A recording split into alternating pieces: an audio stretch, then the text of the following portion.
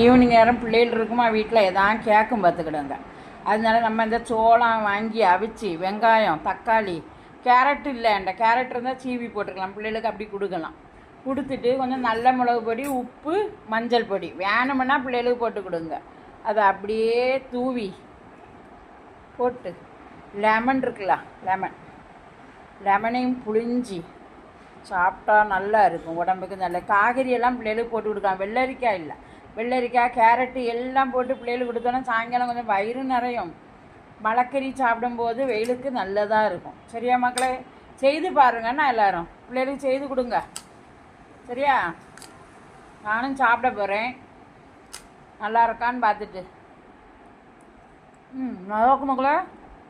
நீங்களும் செய்து பிள்ளைகளுக்கு கொடுங்க. பிள்ளைகளுக்கு உரப்பு பிடிக்கலைன்னா விட்டுருங்க, லெமனை மட்டும் புழிஞ்சு கொடுங்க, நல்லாயிருக்கும். சப்ஸ்கிரைப் பண்ண